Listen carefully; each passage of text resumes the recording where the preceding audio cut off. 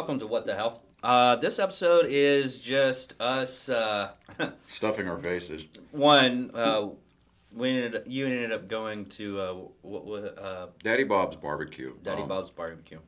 It's Daddy Bob's one, or at Daddy Bob's one on Twitter, and they've got a Facebook page. But he's out of Graham, and he comes up here every Tuesday and Thursday with his trailer. Mm-hmm. And sets up right there on the corner of Kemp and Southwest Parkway. For a long time, the trailer was there for a while. Yeah, I mean, this dude, like his ribs on point. They are very delicious. I order them for him. This all brisket the time. baked potato is just outstanding. And then I grabbed us some of the smoked jalapeno poppers. Yeah, those are good. One time we went dove hunting, and we took the dove meat, and put in the jalapeno poppers mixed with cheese. There's another recipe from Meat Church, and oh my god! Yeah, see, but the peppers here that he uses, I mean, they're jalapenos, and he de-ribs them and he rinses them off and everything like that. So they still got a little bit of bite from the capsaicin that's in the pepper, but the cream cheese and the bacon, he wraps it and he smokes them, dude. It just Yeah, I try so hard to copy that whenever I'm smoking meat out in the yard. Dude, I'm just like, what the hell? But yeah, we'll put a link in the description. Let's go off on a high note until we go to the dark side of the internet. Yeah, let's. Last weekend, I ended up going to Totally Archery Challenge. That was really fun. Made some good contacts. Met Donut Operator, Yeah. the AK guy, Beastie, Batty, JT from Black Rifle Coffee, and then this other guy that's hitting on the internet. You FaceTime him. It was. Yeah, I in all transparency, dude, I'm. You were like a little schoolgirl, dude. No, it wasn't a schoolgirl fanboy kind of a moment, man. I was just sitting there going, I'm like, okay, in my inner monologue, I'm sitting there going, all right, be fucking cool. Be fucking cool. You know? You gotta act like you've been there, dude. Yeah, and I know that. You walk into a room, you act like you own the place. I mean, people tend to not really question what your intentions are because they think that you belong. But, I mean, when I saw your name on the screen, I was like, well, my caller ID, I was like, all right, I'll just answer it. So I answered it. Then boom, there's Matt Best on my phone screen, and I'm like, oh shit! And I said that out loud. I'm like, oh fuck, So. Well, what's really funny about the whole situation is the banter between me and him before I actually go to the archery challenge. It's you were just hard up and everything. You just like, he's not gonna be able to do this shit. It's going to be impossible for him and everything like that. But what he doesn't know, Matt Best, is he'll do anything for anybody. Yeah.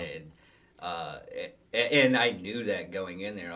The problem was with it, I just got done with the knock-on course, and that tore me up. I mean, I went up to him and said, hey, Matt, can you... I'm not high or anything. I'm just exhausted.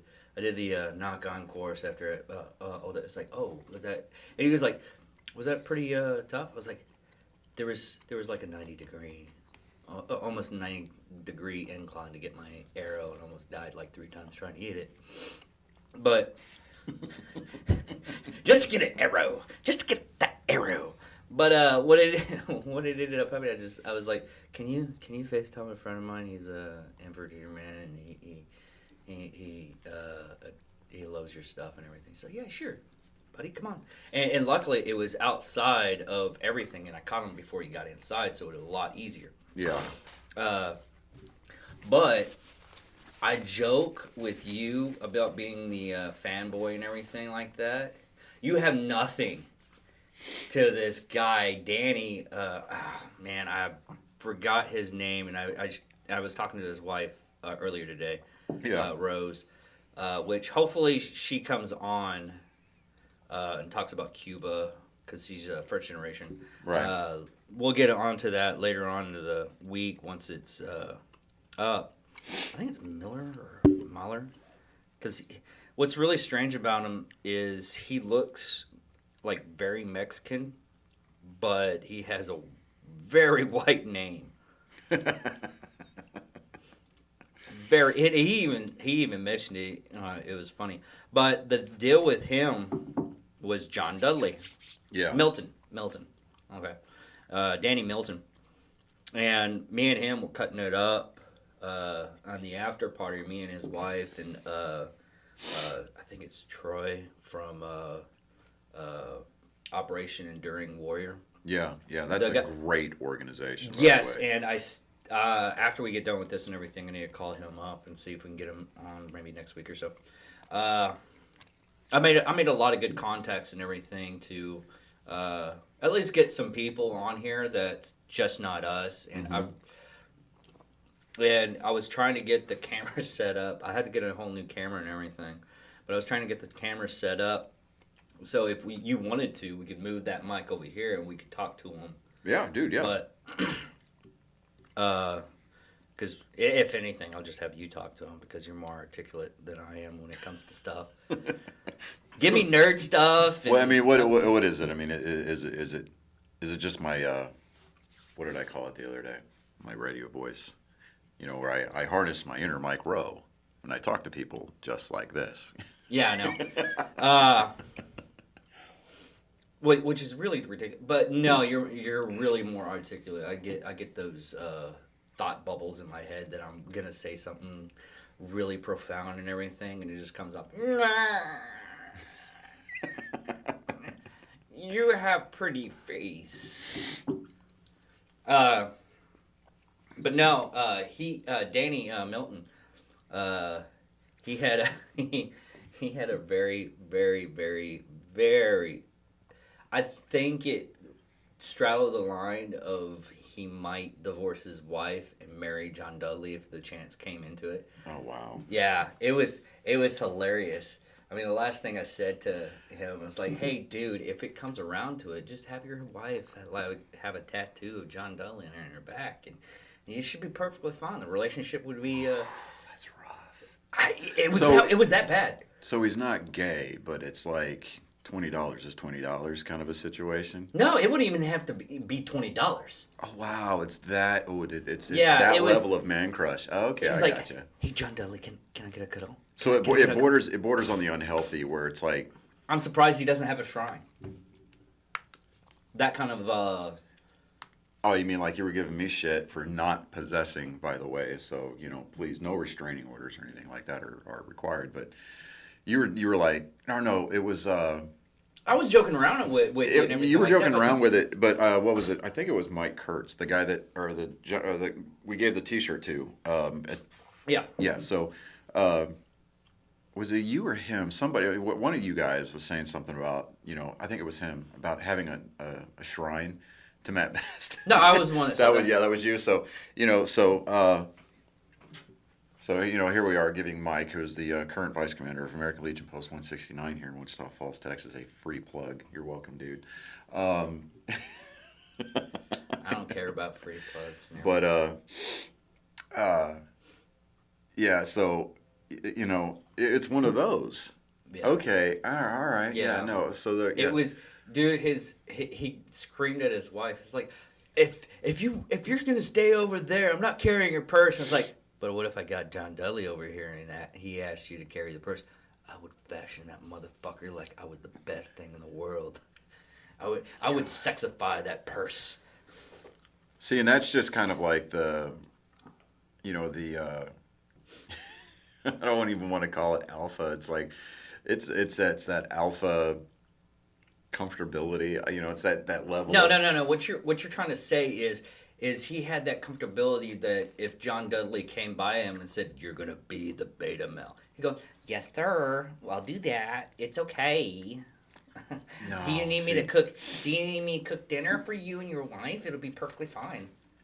I mean, do you need me to wipe your butt? I'll wipe it. See, do Do you need there's only a certain level of subserviency that I would be willing to submit to, and that's, as it Well, relates he was to my joking girlfriend, around and but- everything like that. No, and but I get that. But it was hilarious. Yeah, I mean, we can joke about that, but I mean, at a certain point, somebody who's not privy to the conversation, or they don't have any kind of insight to that mindset, they would look at that and they'd be like, What is this guy's deal? yeah, Dude, I love doing it though. I love having that conversation and everything, and someone come in and they come in at the wrong possible time, and it's hilarious. yeah. I mean, I'll do that every once in a while too. It's like if I'm out in public, and it's just for the pure shock factor, like 100%. Like okay, so for example, it's like like you'd be out in public with your girlfriend or your wife or something like that, and they know that you're going to be prone to doing stuff like this, and they pray. They have anxiety attacks about you doing these types of things. I have people hang around with me all the time doing that. And then you just you're walking through Walmart or something like that, and or you're in the middle of the mall, and their situation presents itself, and it's a target of opportunity, and far be it for us to pass that up, right? So, well, it's like that. You just kind of scream out, you're like, yes, Well, I had this one time. I was with a girlfriend of mine. And she got jealous really fast, and I accidentally bumped into this chick, and the chick goes I was like, hey, I'm sorry about that. And she goes, oh, don't worry about it. You're fine. I was like, bitch, she's right here. Don't say that shit. What are you thinking? She'll kill us all. She has a button. Like a death bomb button. Damn. That's not the worst of it. Oh, I think I mean it's a tie between what I did to my dad and what I did to my dog, Michael. Let's go with the dad one because that was first. Mm-hmm. What had happened is me and my dad used to have this bet. We still kind of have the bet, but we don't really enforce it that much anymore. Right. That if whoever embarrasses each other, they have to pay for dinner. I think you've told me this story. Yeah, I probably told it. Yeah. I think I told you the story. I didn't think I told the audiences. But what happened is my dad embarrassed me in front of this woman. I had to pay for dinner, and it's one of those moments we have to bottle that rage. Right. And the uncomfortableness of all that stuff, and it eventually it just festers and goes. It just waits for that exact moment, and it just cracks a little bit, and a little bit of steam comes out, and then it just explodes. Well, anyways, my dad had to get me some shoes because I was broke, but I was getting a new job. Right. And he handed the cashier the credit card and everything, and he brushed my hand. And I was like, "No, Dad, no! The therapist said you're not allowed to touch me like that anymore, or any way possible. Stop touching me!" And I ran out of the shoe store, and he just looked at the cashier and he's like, "Fuck! Now I'm gonna have to pay for a meal too." Nice. And she's like, "What?" And she was. I was looking for this. She was all freaked out and everything like that. See, if I were to try to pull some shit like that on my dad's one of these old school, chief petty officers from the Navy. I mean, he's old school Navy E7, right? Your stereotypical chief. It's like there's that anecdote about, this officer was new to a ship, and he goes down in the morning to the gallery or to the galley to get some coffee. And there's a senior chief sitting there. He's not saying a word, and he's trying to strike up a conversation with this chief. And he notices that the sun is starting to come through the porthole, and it's right in the chief's face. And instead of the chief moving to a different seat or putting on some sunglasses, he picks up the phone and he calls the bridge and he tells them to put in a course correction. And then he hangs up the phone, right? And he said after a couple of minutes, or after a second or two, he saw the sun start to move off of the chief's face. My dad would do some shit like that, right? And But if I were to try to pull some, if I were to try to pull a stunt like that, like you did, not only would my dad not pay for dinner, but my dad would not buy the shoes. He would walk out of the mall, and he would fucking leave me there. He'd be like, you know what? You're an infantryman. Walk. And he wouldn't even say that to me. He would leave. Well, it's the different relationships because I can pull off some stuff like that. Well, it's not to say that my dad and I have this like turbulent relationship. I mean, my dad and I have a great relationship. Despite the Army-Navy differences there, but it's just not like me and my dad's relationship where we're more buddy with each other right now, to the fact that we will do some really weird stuff to each other. Yes, now because I know the context of that statement, it doesn't come off as that. But yeah, I mean, I get what you're saying, and it's like, my dad and I, we can rib each other or whatever, and that's fine. Well, but to have the kind of relationship that, say, like Bam Margera has with his dad. Yeah. No, hell no. No, I mean, like. Oh yeah, my dad would kick the shit out of me if I pulled some stuff like that. Yeah, and it's like, okay, so. My dad's one of those old school disciplinarians, and I get it. I love it, and it's like it's one of those things that needs to have a huge comeback in this world. But when my dad would go on out to sea with when he was in the Navy, he left his 1.5-inch wide leather belt at home specifically for the purpose of my mother using it to discipline the kids. And just like the old Bill Cosby skit, Dad's hit for distance. Mom's hit for power. And it's like where dads are, to kind of make like a baseball analogy out of it. Dads are like the sluggers, whereas moms are the true hitters, and they try to beat the shifts, and they'll drop a single or a double in right over the infield's head just to get on base to get their score, their batting averages up. So they're hit to contact versus hit for distance, and so.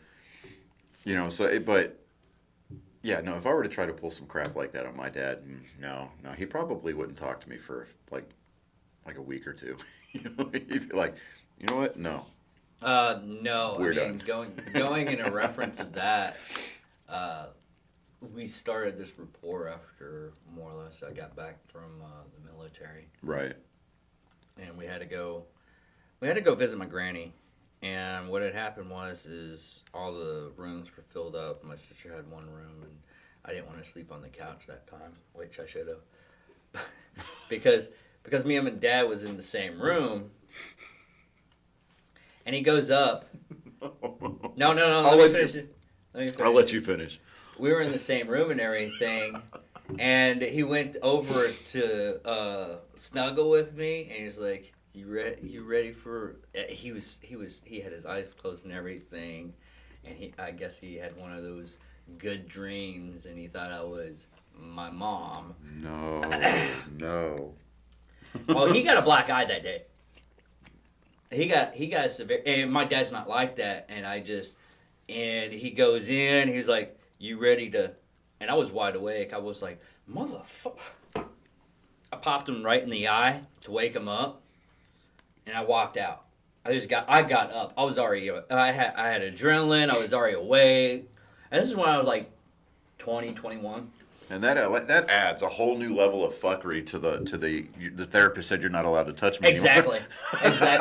Well,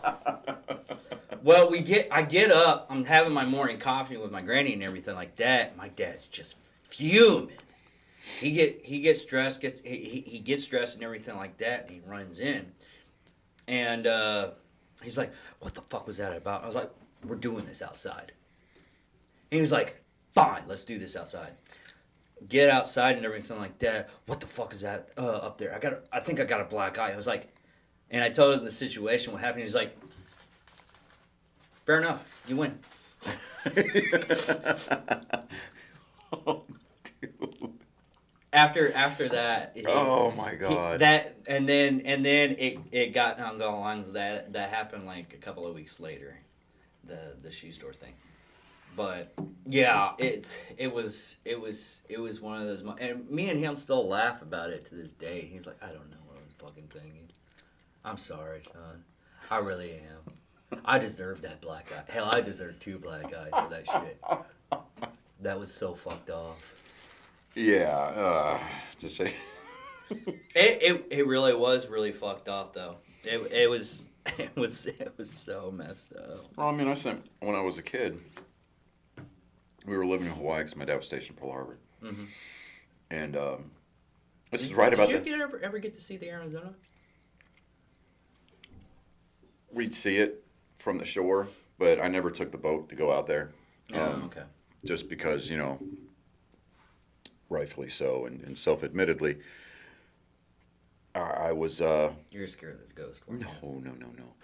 I was a heathen back then, so, but, it... We were stationed in Hawaii right about the same time that Return of the Jedi was in the theaters. Yeah, right? The really special edition. No. Oh, the original. The okay, original. Yeah. I keep on the first movie that I remember seeing on the big screen was The Empire Strikes Back. Okay. Yeah, I keep on forgetting. I mean, the original Star Wars came out the same year I was born, so. Yeah, I keep on forgetting we're almost the same age. But no, I know I carry myself well, but trust me, on the inside, dude, I'm like fucking 60. Anyways. And I'm probably around about 12 on the inside. No, I'm not touching that one. I said it and I was like, oh wait a minute, no. Yeah, it's too late. It's already out there. Yeah. Because the internet is forever. Yeah. But so we had, like, I had every Star Wars figure, like the original. The original figures. Where the arms and legs didn't bend; they just moved. And then we had lightsabers. And when I say lightsabers, I'm not talking about these high-end lightsabers that we have nowadays. I'm talking they were oversized plastic hilts with just tubes on the end. Yeah. Right? And they had the little, like, the whistlers on the end of them. So when they made that sound. I had one of those. Dad and I had a lightsaber fight on the back patio. He had the red one, I had the green one. And I don't know to this day how it happened, but I got an angle and I popped him right square in the eye. He had to go to work the next day. When he went to work, all the guys that were in his department on his ship were like, "Where'd you get the fucking black eye?" And he's like, "Yeah, it was my kid." So it's like, "What the hell happened?" He's like, he hit me in the face with a lightsaber. It was one of those stories that is just very quintessentially 1980s. Like, I've got an 80s kid, kind of stories.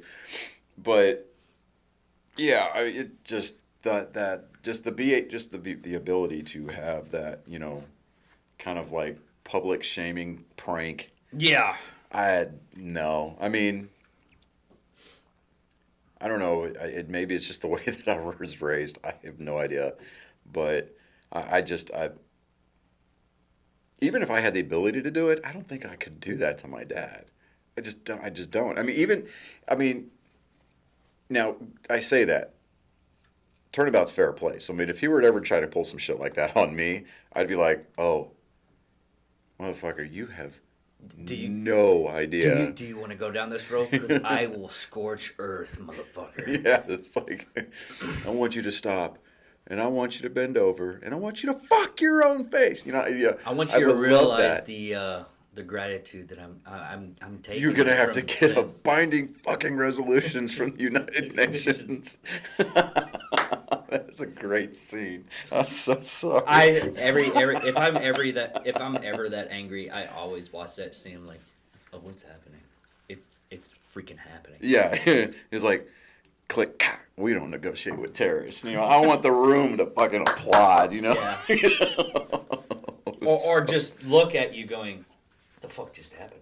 Right. Yeah. Exactly. Oh, that was another thing that happened this weekend, and I'm really happy about. And I need to call him up and let him know I sent his T-shirt to his to the head office in Salt Lake.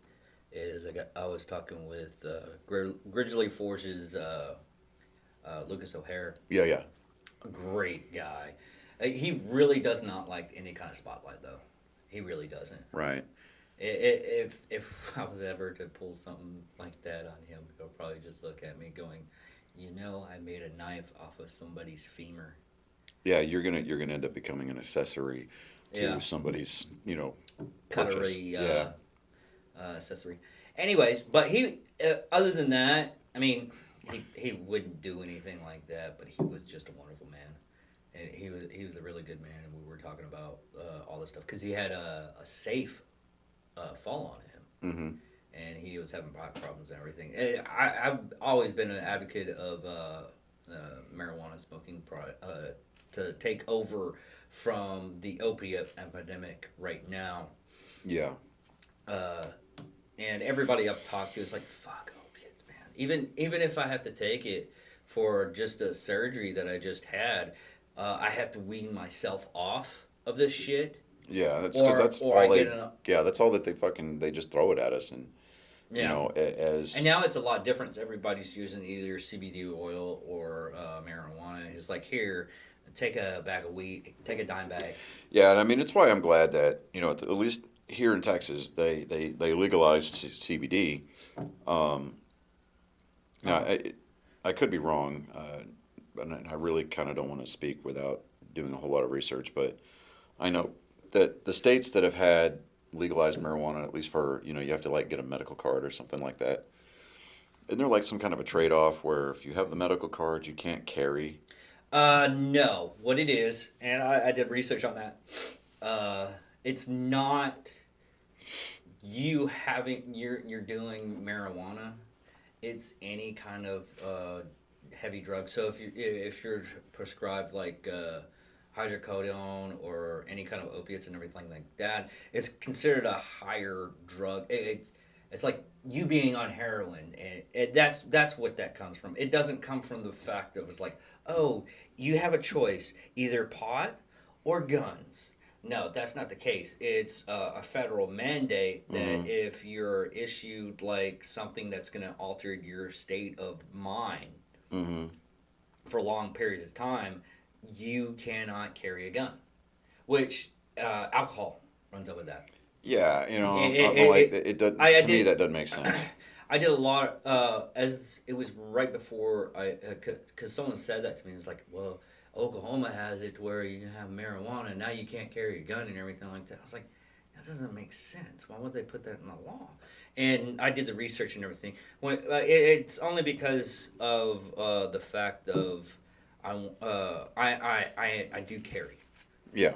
and I advocate for that for people to carry and everything like that because look at Maine. I mean, I could go on a list. Well, on we all just that stuff. the Texas House or Texas Legislature. They just put it into the House that we're trying to be a 2A state. Yeah. They just approved and I guess they opened it up or they approved the debate or something like that. Anyway, they cleared the first hurdle to make Texas a constitutional carry state, Yeah. and that's open or concealed. Now, I wonder if I can get my money back. what on your CHL? Yeah. Um, But that carries over to a different state. yeah, I mean, we would have to. I mean, would it hurt the CHL courses around the state? I don't really think it will, because we still have to have that certification anyway when we go across the state line. Yeah. Because we may be constitutional carry, but like Oklahoma's not. Yeah, they are. They are? Okay. They just signed in a legislation their 2A sanction. Yeah, because I don't think that. I know They that did it- I they don't did think I don't think that Louisiana is. There's different states. Every state's got a like curricular rule, but Yeah. at the very least, it's kind of like a universally recognized. I think, with the exception of like California and New York, just because those are liberal bastions. But That was another thing I wanted to talk about. But go ahead. I'm sorry. I think, with the exception of those two states, and then maybe Hawaii, but then you have to get on a plane to get to Hawaii anyway. But you can't, they won't recognize certifications from other states. But everywhere else, like, okay, so we're driving cross country and we're carrying, is we need to have that certification on us. So we still need to go through those courses, and still need to get that license. But as far as like here, within the state border, if they do pass it and it's signed into law, that it's not going to we can conceal or open carry. I may have read that wrong, but it definitely, I'm like, it's, I mean, just the phrase alone, constitutional carry. You have to pass a background check to get the gun to begin with. Yeah. So it's not like we're going to be walking around carrying ARs or AK-47s on our backs, Well, a lot of people don't or understand. all these like hunting rifles. I mean, you're not going to see guys strapping shotguns or long barrel rifles to their backs, or even the quote unquote assault style weapons, which that is just a moniker I hate. Well, and this is a lot of stuff that people don't understand is they're like, oh, we're just being like the old Wild West again and everything like that. I was like, you do realize during the Wild West they still had towns that had it to where you couldn't, you had to cover your carry when you're in town and everything. They allowed it, and some towns didn't allow you to carry around a gun. Yeah. There was always been some kind of restrictions on firearms, and Yeah. it's not a new thing. And everybody wants to. Oh, it's totally new. It's this. I'm like, no. Yeah. I mean, the founders and framers of the country and the Constitution, these weren't stupid men. I mean, they were intelligent. Yeah. And to a large degree, I think that they were far and away more intelligent than Well, the politicians and leaders of our country now. They had a lot of free time, to where they didn't have to. They weren't entertained that well. They had a good way to thinking things through. Yeah, I mean, they were Because very methodical and analytical about their approach to things, because they knew that if they were going to step out from the king, that they needed to have all of their ducks in a row. And what a lot of people don't understand is they literally took their time. They're like, hey, we still want to be part of your stuff. Don't make us do this. yeah, They tried like 3 or 4 times to advocate the king and everything like that. And then finally it was like, screw this, guys. We're making our own country. yeah, I mean, they dropped their balls and dick on the table and just boom, we're doing this. right. And so you ever have those moments where you're about to say something which in your mind sounds like it's profound, and then all of a sudden, paper lock, and it's like, We hello? went over this. I do this a lot. Yes. Okay. God, I just had one of those moments, but it'll come back to me. Anyways, you were saying you were going to go on to you were going to say something. Now I'm going to go to the darker side of the world. Yeah. First thing is what ended up happening when I was in Austin. Mm-hmm. This actually happened, and the Drinking Bros talked about it on their podcast on Sunday when I was at their podcast. Okay. Former law enforcement officers suspected of fatally shooting 3 people, including his wife and 17-year-old daughter, in Austin on Sunday. After a 20-hour manhunt, Stephen N. Broderick, 41, was arrested early Monday by the same agency that once employed him. It gets down. The sheriff this is truly heartbreaking that a former Travis County Sheriff's Office's deputy is the suspect on this horrible incident. And from what I gathered, the reason why he did it is because Stephen raped his 17-year-old daughter. And it was really a travesty what happened, and we were. Yeah. So I mean, we've talked about this before.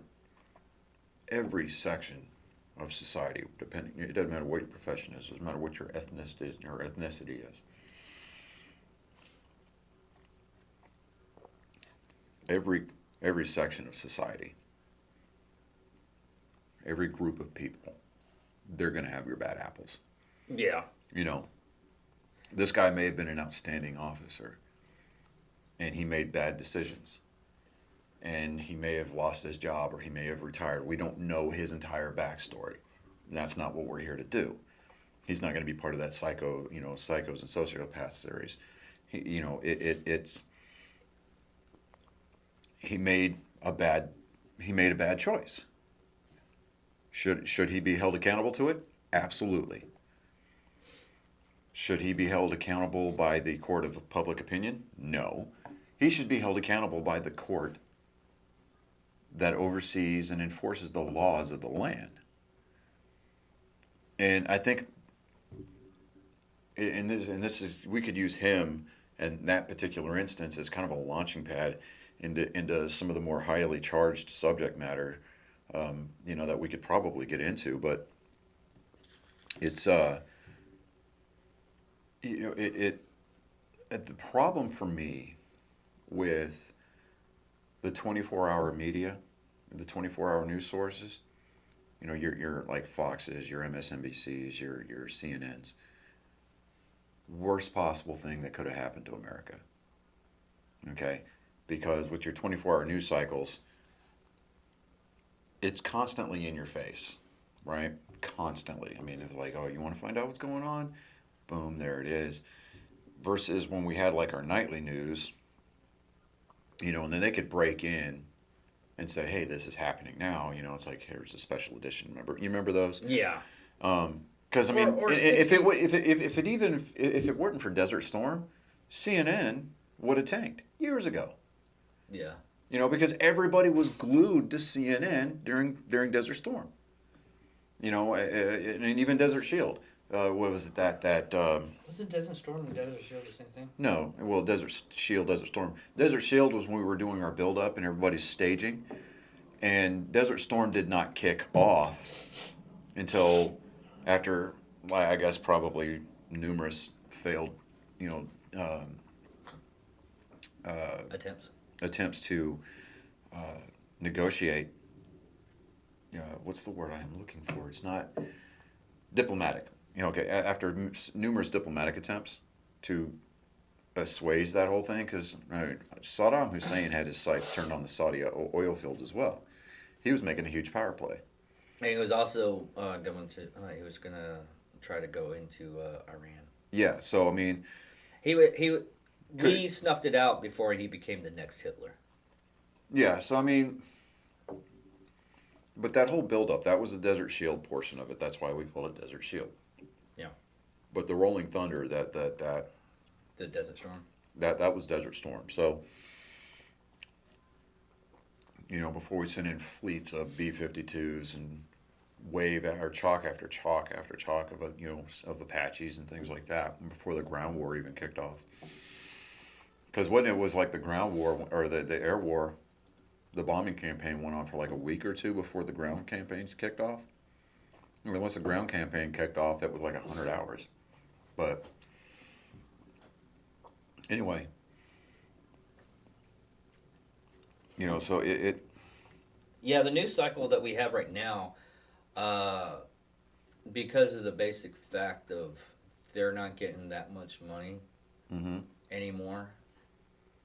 And what happened on that instance is you have a lot of people that are reporters now that don't have reporting degrees. And I've said this several times to where the reporter goes up, well, because I'm a Pisces, I believe that this person is actually a good person, and the astral sign that he comes under in Aries, he might be a little bit aggressive, but you can deal with that. Yeah, I mean, the point that I think you're trying to make is the fact that journalism in this country is dead. It's become a joke. Yeah, it's dead because they're not actual journalists. They've become commentators.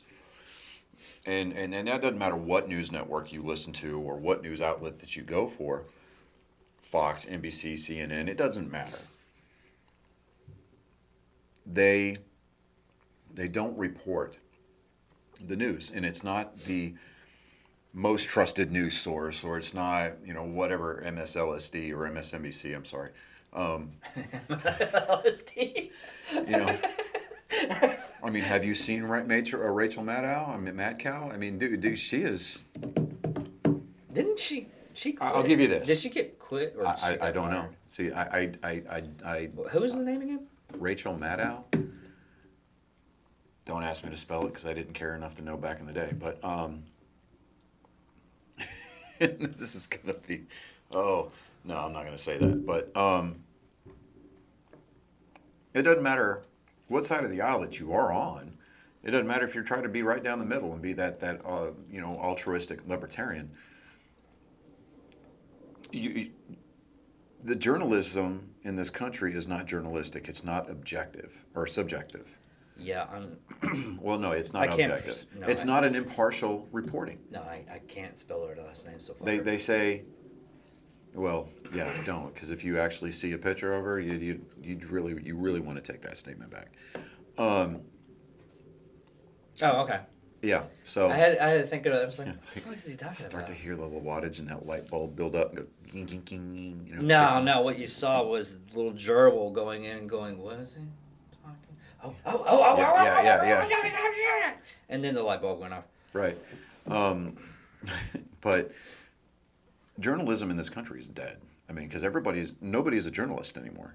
No. And anytime somebody tries to come forward and tries to actually be they try to be an impartial reporter. Hands down, the best news outlet that I've ever seen, and I watch it every week, and it only comes. I wish they could probably market this if they could, is Ranger Up on their Bad News Network. Yeah. If you actually watch it, it's only about 15 to 16 minutes. Sometimes it goes a little bit longer to like 20 minutes. But hands down, they are the best news outlet. That and Drinking Bow's fake news. And there's a couple of podcasts that do news and everything like that. Yeah. Hands down, really good. And then there's some really bad ones. Yeah. But hands down, Ranger Up is the one that really, they're not biased. And they tell you, it's like, hey, they'll go up front. Hey, this might be my opinion on this, and they're a little bit like this. Yeah. And this is how things should have gone, but it didn't, and we fucked ourselves as a nation. Yeah,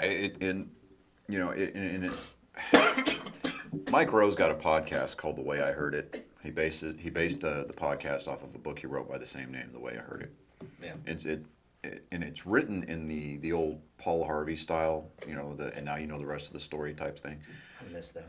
Oh, dude, you should give Mike Rowe's podcast a listen, dude. It's addicting. I mean, it just listening to him just kind of tell these stories, but he goes into that where he talks about the Daily Show on Comedy Central. He was actually approached to host that initially, right? And then Comedy Central came out of nowhere with like some $4 million deal, and they got Jon Stewart. And Jon Stewart started to become one of the most respected, based on polls, respected newsmen in the country. And it really kind of just made people scratch their heads, because it's like, here it is, the Daily Show is legitimately a parody of the news. Over-the-top music, graphics. I mean, it's just everything that he does, and every way that show was constructed was to be a parody of the mainstream news. You ever see that video of Jon Stewart actually on the news outlet and everything like that? And he basically kicked all their butts. Yeah, it was, what was it, like Crossfire or something like that? And they were like... Yeah, it was back in like 2005 or something. It's like, guys, I'm just a comedian. And I'm just like... To me, that's kind of like emblematic of the state of the news media in this country when we as a society. Why can't I say that properly without stuttering? As a society, there we go. I don't know. Enunciation. I have problems with But- distribution. I have to say it really, really slow. Distribution? Yeah, I can't say it fast. My dyslexia hits hardcore with it. Right. Okay. Certain words Well, I can't say. Well, you have a legitimate excuse then, but Yeah. whereas me, I'm just lazy. But I don't know. You probably get somebody to say that that's an element that you need to take care of. right, it's like you're oxygen dependent. You have an addiction. Oh yeah, I'm kind of attached to breathing, but anyway, so. But I think it's really the fact that Americans as a whole, as a society, so there it is again, as a society, started looking at a parody, a satire of the news as being a trusted source. Because you had people like Brian Williams. You remember Brian Williams from NBC? Yeah. Busted out cold face being a liar, right? That was so hilarious. I was there. Well, no, motherfucker, you weren't. And it's almost like Even Hillary the cameraman Clinton. was like, "No, you weren't." I mean, it's almost like on the same lines as Hillary Clinton talking about when she did that landing in Bosnia and they were under sniper fire, but then there's that video she's walking around. It's like, yeah, but like, no, come on. And you like Dan Rather, who used to be really respected, and then he just kind of came out as just being in the pocket for the left. And it's just, and when he fabricated... or spearheaded that fabricated investigation against George W. Bush. It's like they discounted or they discredited anything that was pro-Bush and went totally the opposite direction because what was it, John Kerry that ran against him, right? Yeah. And it was like John Kerry, great American hero. And then the Swift boat veterans came out against John Kerry, and it really, and yes, pun intended here, sank John Kerry's campaign. And I think it was because of the fact that, this was really before social media really kind of took off a little bit. The Swift boats veteran groups, they really did this in a grassroots manner, and they really started to get into the ear of the general public. And they exposed John Kerry for the fraud that he is. And it's like, look, dude, okay, we get it. You served in Vietnam, but you served in Vietnam and used it as a photo op. Like, there's that footage of him walking around on the shore, and the guys that were on his boat were like, yeah, he totally staged that whole thing. Like, he never fired his weapon once.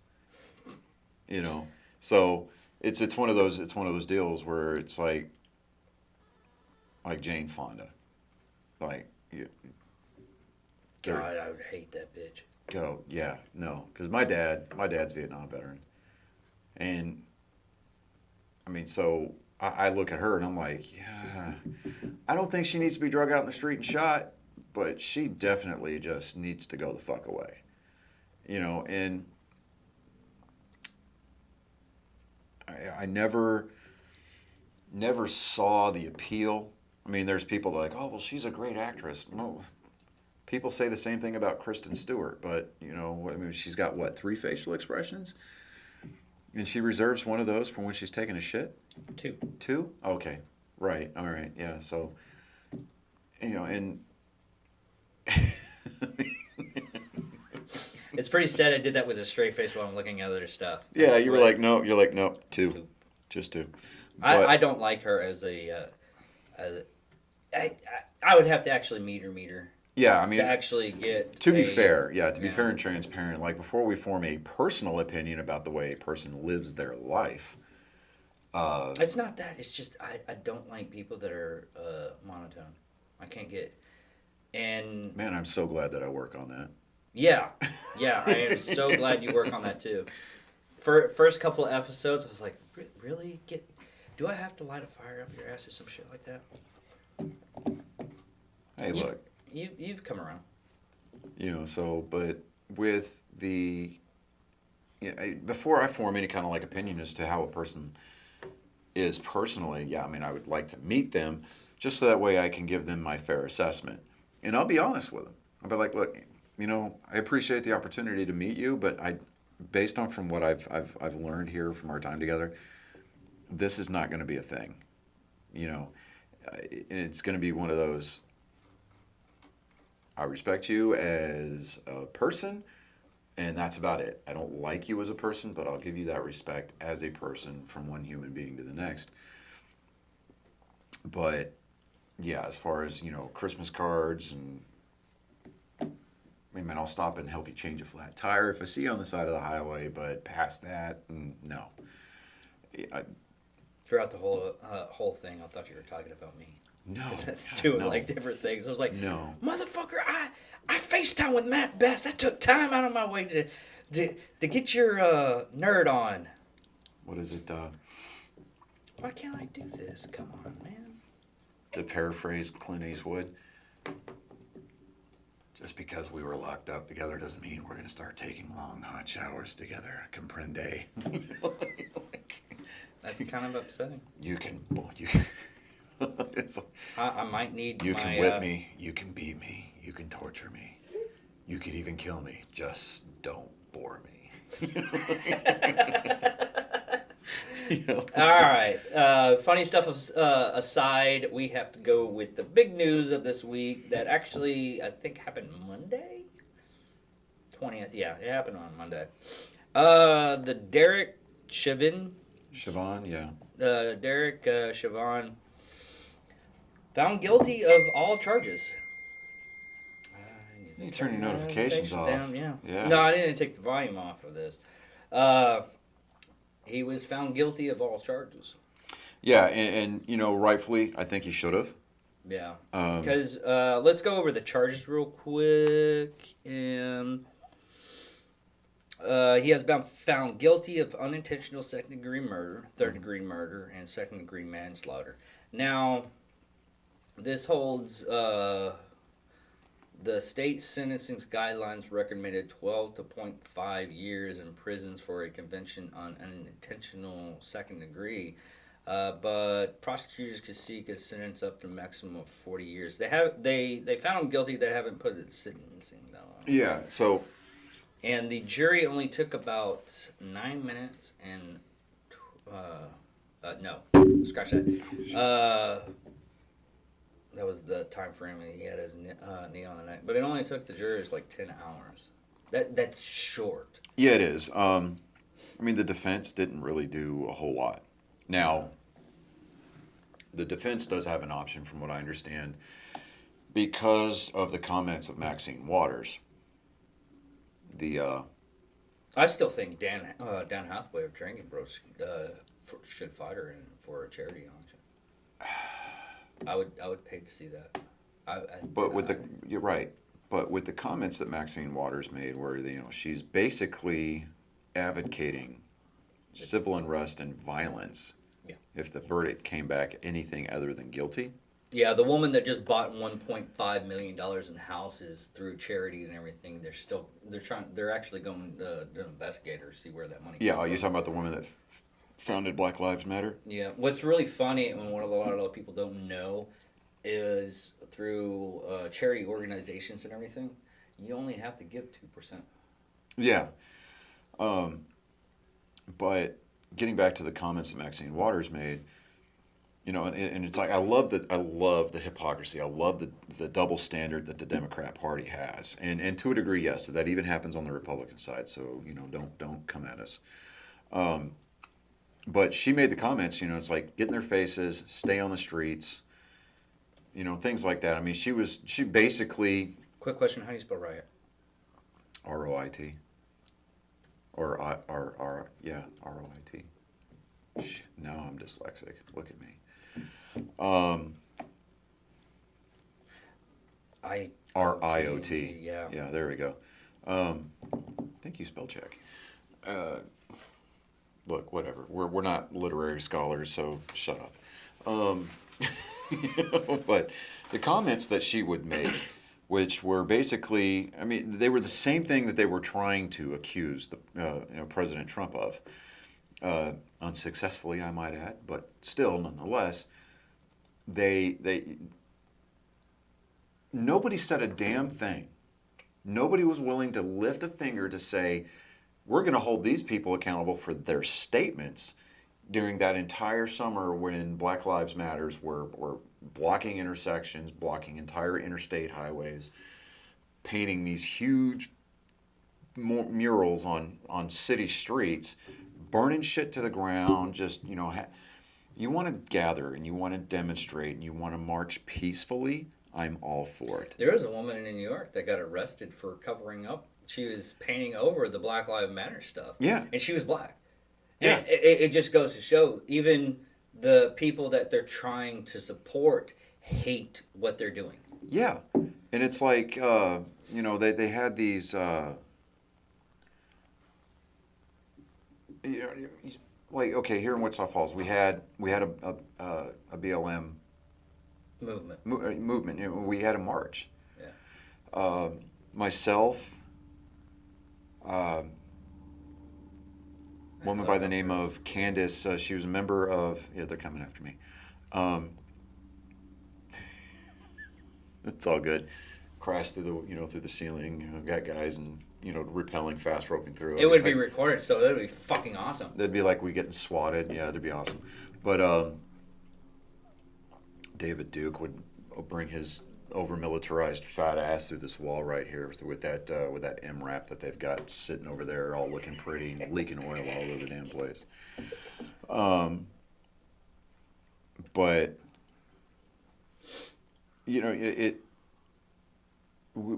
myself, Mike Kurtz, and one by the name of Candace, we were members of the American Legion Post here, right? We didn't go as, all of us were white that went. But that's not the point. We went there, and we handed out water. We handed out protein bars. Initially we were there to help the law enforcement, first responders. So the police, members of the Wichita Falls Police Department, we were handing out cold water. We were handing out, protein bars, Cliff bars, things like that. We were, walking around physically handing them to these law enforcement officials and first responders, paramedics, firefighters, things like that. And then when we got done doing that, we still had all this water. We had all these protein bars. Instead of just taking them and just walking away, like, we started walking around in the crowd.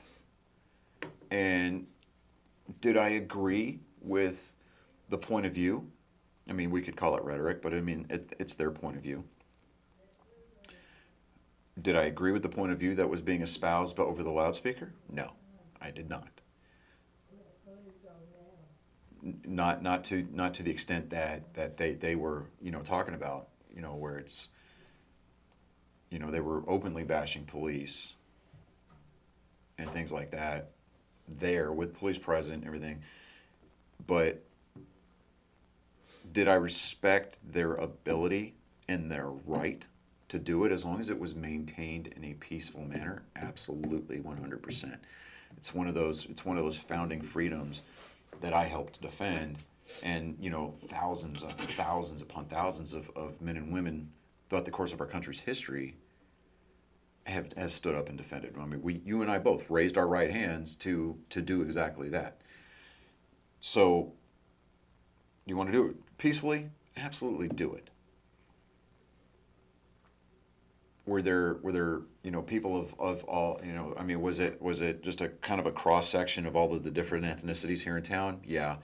Were there a lot of people there that were there probably just because they thought it was the cool thing to do? More than likely. I give it 80% that was it. But there were we came across a couple of people that wore your very textbook uniform for the Antifa movement. Skinny jeans, a hoodie that was zipped up, a face mask, and some fucking sunglasses that looked dumb as shit. And these dudes, and this is in the middle of the damn summer. God, no. And you know how the summers get here, right? So, and it's like the only place that actually was just as bad was when I was in the Sahara Desert. Right. So plus here we got that humidity, Oh yeah. So these guys, they're all, with the face wraps and everything, I'm just like, hey, do you want some water? And, and the pack that I was wearing was your standard issue assault pack. And yeah, you're damn right. I had my IR flag patch on it. And they looked at us. I mean, if it, this was before I let my beard get all, You sexified yourself. Yeah, we'll just say that. But I mean, just the way that and you've been around me, and basically anybody kind of they're like, oh, were you in the military? Well, it's just because of the way that we carry ourselves, right? So Yeah. and it's not necessarily me. Or people that were in the infantry. Just for the most part, I'd say probably about 90% of the people that have been in the military, we carry ourselves a certain way. So, these guys looked at that, me handing out water and protein bars as some kind of like white supremacist propaganda, kind of a strong arming kind of a thing.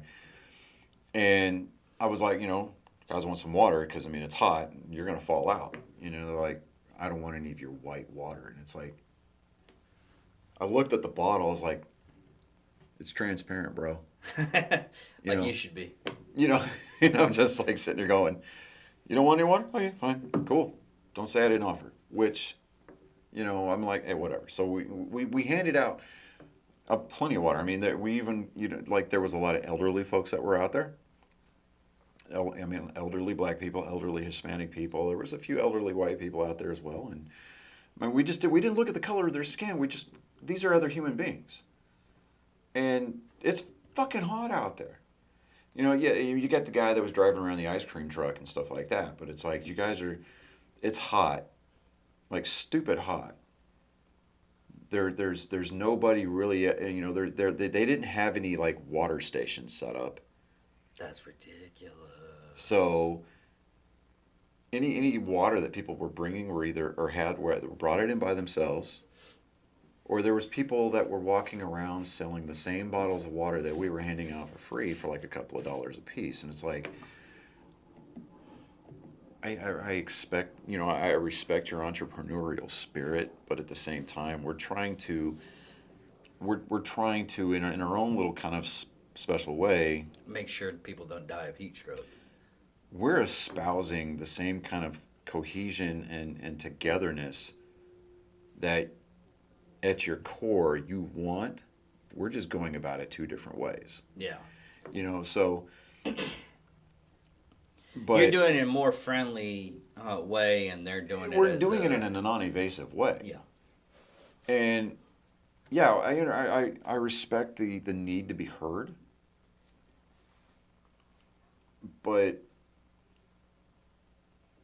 given the area, and for those of you who either live here or have visited here, Wichita Falls is not exactly your hotbed for social unrest. Do we have a crime problem? Yeah.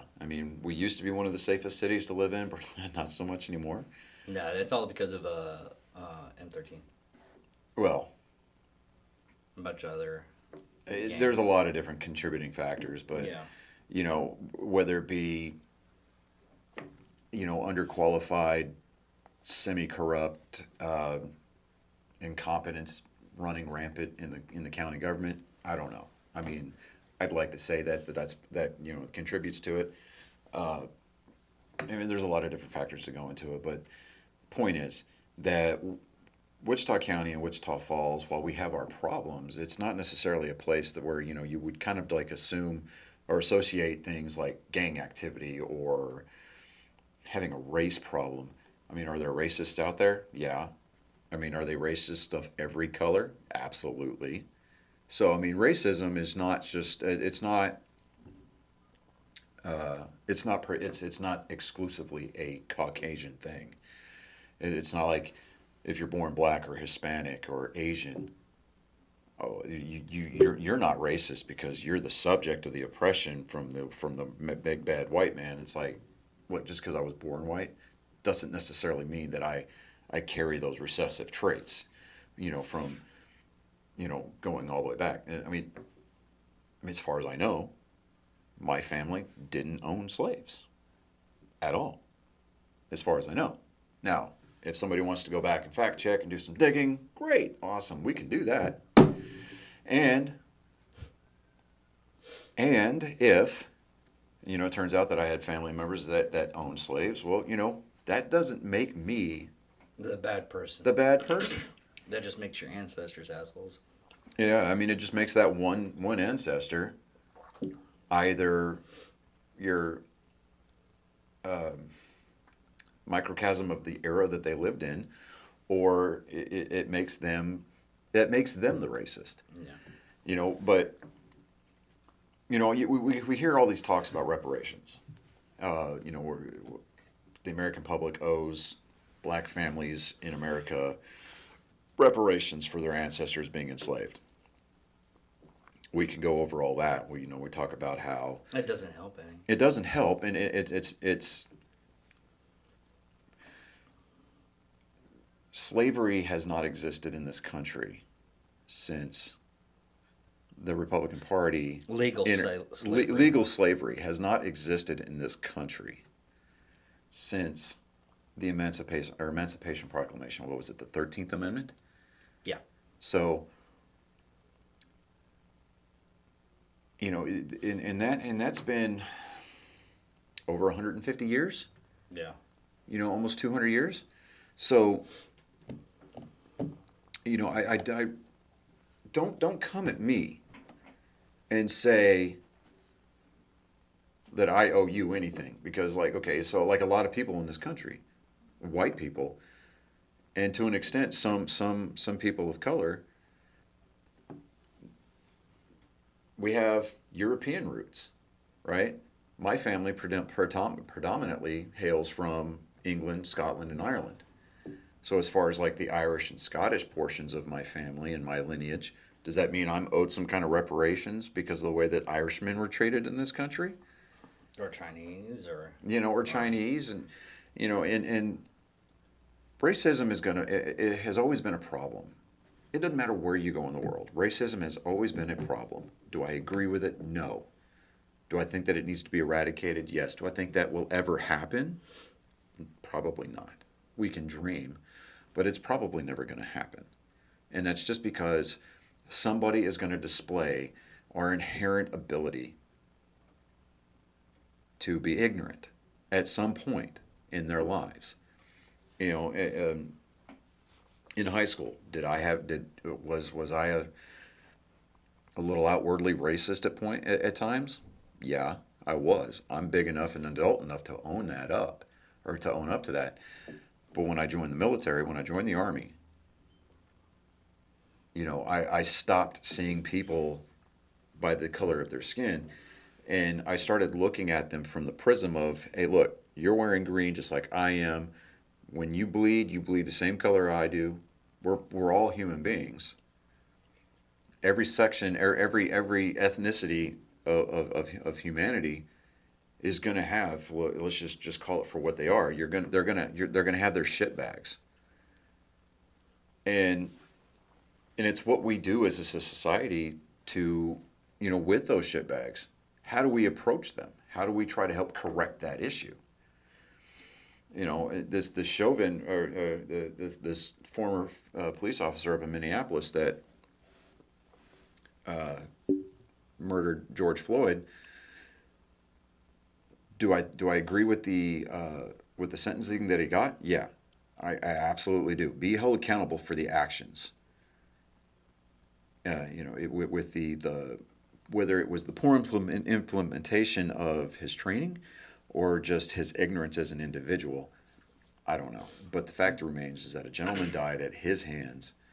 In his capacity as a law enforcement officer, he should have had a better control over the situation. It's like that chick from 20 years that shot that guy because she thought she was handling a taser. Yeah, and that's piss poor. That is piss poor training and piss poor execution. And that's why I keep on saying it's like. And myself, I'm not even law enforcement, and I know that your firearm goes on your dominant side, and your taser goes on your non-dominant side, and not even that. You can check the weight. Yeah, check the weight. The grips are different. Yeah. The way that they're holstered is different. It's not this isn't rocket science. And you get, well, she was stressed out. Like, no, that's why we have things called training. Yeah. Okay, going through airborne school, we have ground week and tower week before you even attempt to jump out of a moving aircraft. Okay, because when you jump out of a moving aircraft, especially if you've never done it before, you're They- going to have that degree of freak out. But because they train you and they train you and they train you and they drill this into your head to where it becomes muscle memory, it becomes second nature, it becomes an involuntary response to go through your 5 points of performance. You check your canopy, gain canopy control, you check your direction of drift, you prepare for landing. You know, all of this, all of that. It just kind of boom, boom, boom, boom, boom happens. They didn't just let you have a pack and just chunk you out of the wind. God, no. I mean, that with the whole sink or swim ideal, that would have been ideal. However, I wonder if they did that in World War One well, or World considering War we, Two. well, That's no, when they because did we it. had an airborne test platoon, the triple nickel, the 555th, the airborne test platoon. I mean, they extensively tested these things, and they did mock-ups and they did dry rehearsals before they actually executed an actual jump. But that's getting off topic. But I mean, as far as going back to the training, it's that's why training. It becomes muscle memory. It is. It's muscle memory. So like, you know any this kind whole well, she just freaked out and she was under a lot of stress in the moment in the heat, and it's like I get that. That aside, the fact that she ignorantly confused the grip of her sidearm with the grip of her taser, because what is it, the X-27, I Not think even it is. fucking. It just boggles my mind. As, You know. if you said that, because everything is so different between the gun and the taser. You would know the difference, even Yeah. at a fast thing, to where unless you're just a blatantly retard. Yeah, And nothing going. If you say anything that I said retard, fuck off. they stuck this woman out there, and it's got nothing to do with gender, so don't fucking come at me with that bullshit. I mean, you've got your ignorant ass males, you got your ignorant ass females. You've got underqualified individuals from both genders, and yes, there are only two. So you're going to have these underqualified, incompetent Neanderthals. And yeah, I'm being abrasive, but I don't really care. Make America offensive again. Okay? So you put these individuals who are underqualified in these situations, and you're going to expect it to not go off like that? Yeah. You know, so to me, yes, throw the officer responsible or throw the individual, because let's not pertain this to just police, because this is not an anti-police thing. I'm very pro-police. Okay. I think they should just throw her underneath the bus on this one because she blatantly did not know what the fuck Her she was doing. FTO, her field training officer, and the people responsible for her training, direct, i.e., her chain of command. Yeah. They were the ones who neglected to train her properly, or they manufactured. I don't want to say manufactured. They probably they just went down the list and just checked her off. So does she need to come up on charges? Yeah. Does her chain of command and her training cadre need to come under some kind of scrutiny? Absolutely. Do there need to be repercussions for people who Actually, I think her her supervisor actually after the incident and everything retired. Yeah, go after him too. Put him under investigation, because the fact that he retired does not give him a pass. That would be like these CEOs of these companies that are going bankrupt after finally going public. They retire and they get this golden parachute, and somehow now they're free from prosecution or investigation. No, screw all that noise. There's a reason why your company went down. There's a reason why this officer confused her taser, or confused her firearm with a taser. It's called piss poor management, piss poor execution, and piss poor training. So, regardless of what your profession is, whether you're in the military, you're in the law enforcement, you're a firefighter, paramedic, whatever, it doesn't matter. All the way down to the fry cook at McDonald's. You have to know what the fuck you're doing or you or somebody else around you is going to get hurt. Yeah, exactly. And I had a platoon sergeant very long time ago. He would always yell this at us. He's like, "Attention to detail. A lack of it will get you killed in combat." And that phrase, so very succinctly and very very poignantly, is very applicable to everyday life. Well, it's the same thing with correctional officers too, because if you don't notice that a guy's holding a knife that's hidden away and everything like Yeah. that, or a guy's acting weird, it could cost you. Yeah, your it's life. those attention to detail, or very very plainly spoken, pull your head out of your ass. You know, you are not God's gift to anything on this planet. It does not matter the level of badassery that you are in your particular career field or your particular section of life. You are not God's gift. God's only gift to this world was his son, Jesus Christ. And I will fight anybody on that. So, but we need to hold these people accountable, absolutely. But we also need to look at the contributing factors, and we need to bring those people to account as well.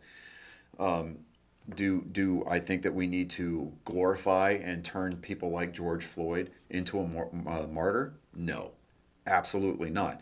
You got all these people that are up in arms, and they feel some kind of like feigned emotional attachment to these individuals that have died have met an unfortunate and untimely end. And you would swear that they just went fishing with them the day before. Exactly. You know, do I feel bad for George Floyd's family, the fact that they lost their loved ones because somebody was acting the way that the Chauvin guy did? Yeah, I empathize with them. But do I think that your baby boy was an angel? Absolutely not. That's like this 15-year-old girl that got shot. Was it yesterday? Not here, but it was a police officer responding to a call.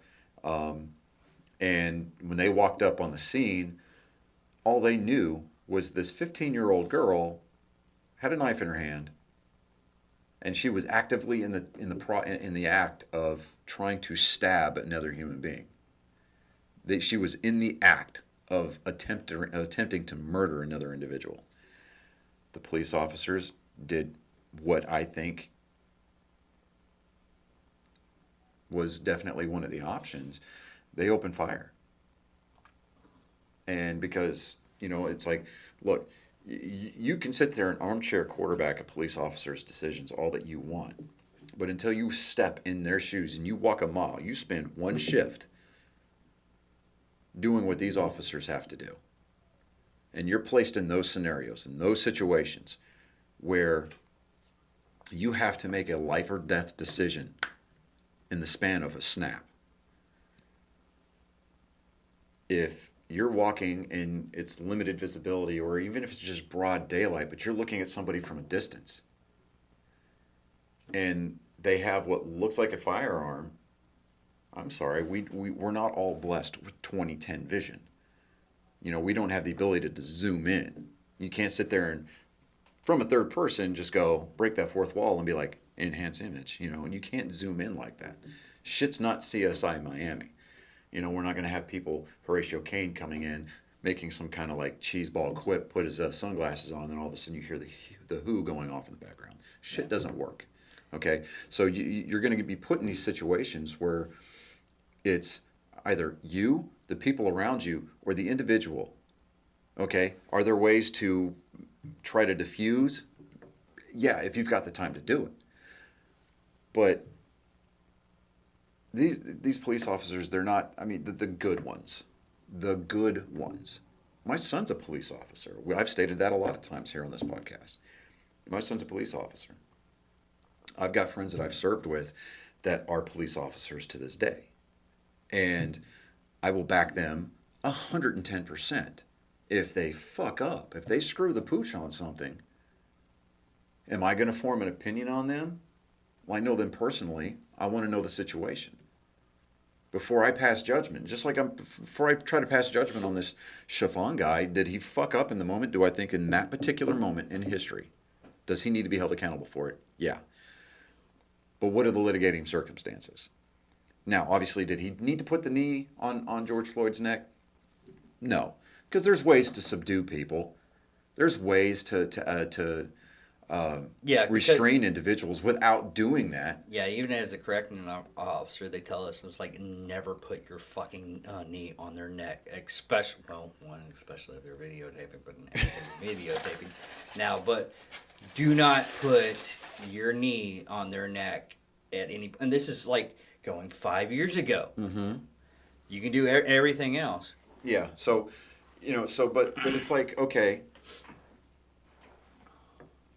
Do I think that this George Floyd guy, does he need a mural on the side of a fucking building? No. I mean,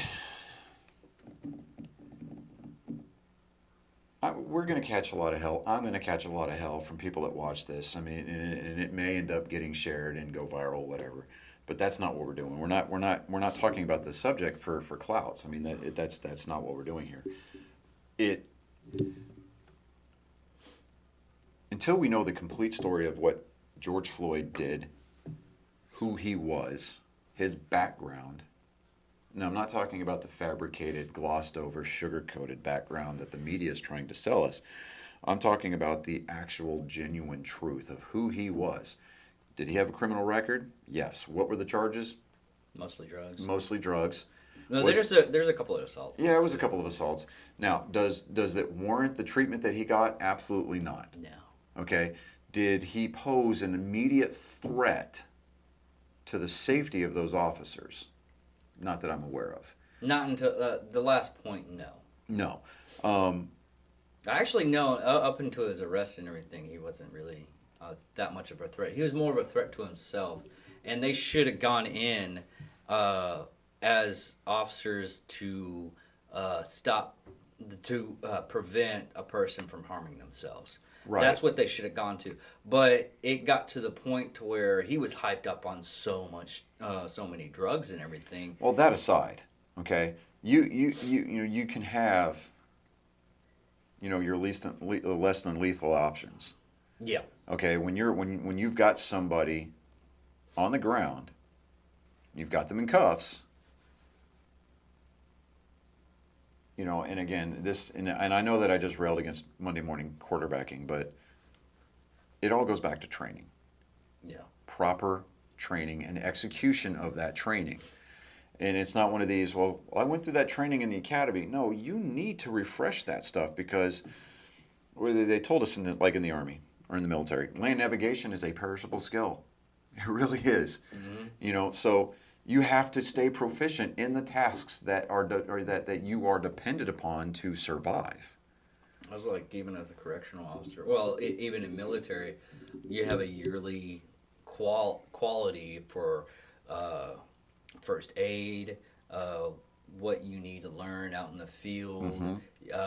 Gun, weapons training, and everything like that. Yeah. And this is both, especially medical, right? You said first aid, so we had our combat lifesavers course, and almost to a T, every grunt that I was in the Army with, we were all combat lifesaver certified, and it was like, okay, that's nothing special. I mean, that's like saying that you've got a driver's license, and it's like, okay, everybody kind of needs one in order to do something, but it's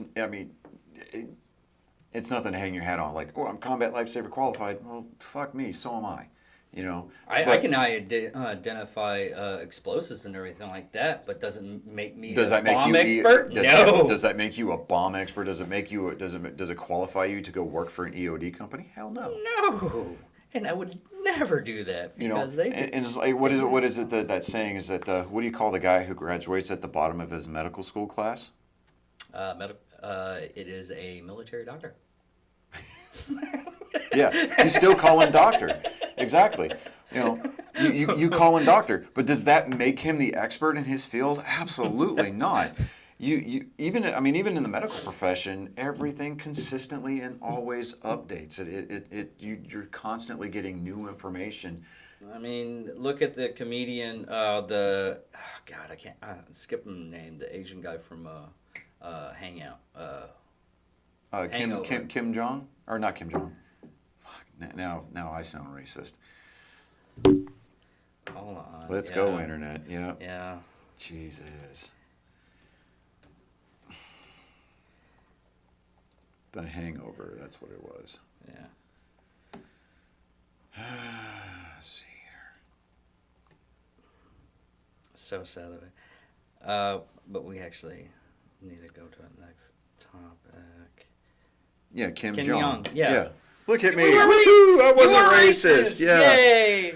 But he's a doctor. Yeah, he has to shell out $25,000 each year to get his license back, and he still needs to do stuff. Yeah, he needs like a certain amount of hours. But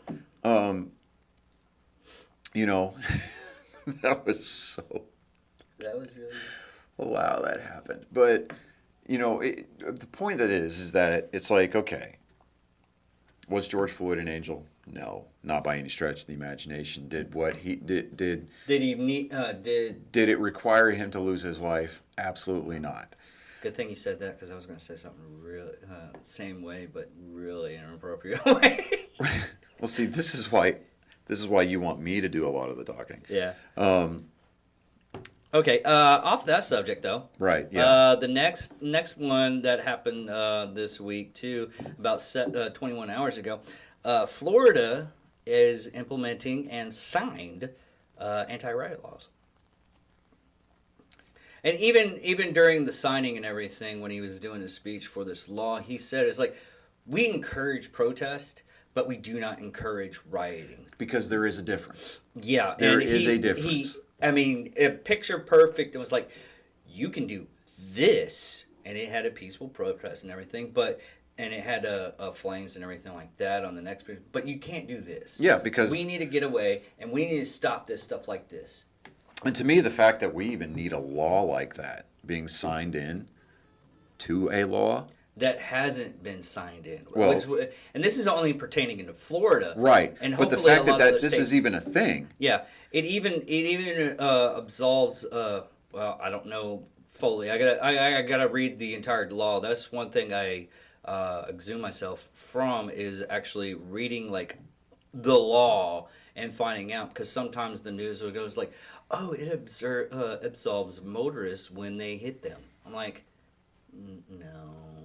I seriously yeah. doubt See, that. and a lot of these are going to be misinformation to sway the public, and that's why, again, at the beginning of our episode, we talked about how journalism was dead. Yeah. You know, because you've got somebody who's going to go all half-cocked, and they're going to make their commentary. This is the way I think about it, and it's like, well, did you read the 10,000 pages of the healthcare legislation before they signed it? Well, no, I just based on what we've seen come out of Washington. I saw a meme Exactly. that explained everything. You know, and it's like Especially like that one meme I gave you that you can buy medieval weapons. yeah, no background check for medieval artillery, Yeah. but with But you can also buy a cannon too. you can buy a cannon. You can also manufacture a cannon. Or a canyon. You can manufacture a canyon all day long. You just need a I have an backhoe. excuse with yours. Not enough Black Rifle coffee. I still got some coffee. Dude, it's cold. Shut up. Anyway, so the fact that this is even a thing. The fact that we actually have, it's like the warning labels on shampoo not to drink it. If you can't discern the difference between peaceful protest and burning down a fucking auto parts store or a Walgreens or looting, to me, that's not getting your point across. That's not you venting your anger in some kind of civil disobedience. No, that's just you blatantly breaking the law. Yeah, it's like. Now, how do I think that should be handled? Tear gas, rubber bullets. If you don't want to get shot with a rubber bullet or a beanbag round, don't fucking break the law. By the way, those things hurt. Like. So do tasers. But well, and that's the point. Yeah, my opinion on that though, I'd rather be hit by a taser than CS gas. Fucking hate CS gas. Well, anybody who's spent any time in an infantry unit will tell you CS is just. It all depends on who's making the mix. You get those dry pellets, you drop them in the coffee can. You can put like 4 or 5 pellets in a room and make it thick to where you can't see 2 feet in front of your face. Then yeah, it sucks. But most of the time they're just like, okay, we're going to put this in here as familiarization. You just take your mask off, you break the seal or whatever, and then you have to say your name phonetically or whatever before you can leave, which requires you to breathe in. Most of us are going to be like, I need to go get a cigarette, you know. But CS gas is fine, but tear gas, pepper spray too. pepper spray, you know, whatever, non-lethal deterrents Yeah. to break up the crowds. And at that point, you have to establish perimeters, and so that way your first responders, like your firefighters, they can come in, your paramedics to help anybody who has been hurt. You see all these, like you see these people. You remember there's that meme, that GIF file that's going around, or that went around, especially when Antifa was like huge. For what it's worth. I mean, I don't know that you really say dudes running around in skinny jeans is huge, but they were talking about, well, he kicked a gas canister back, and then he caught another one right in the balls, and they were like,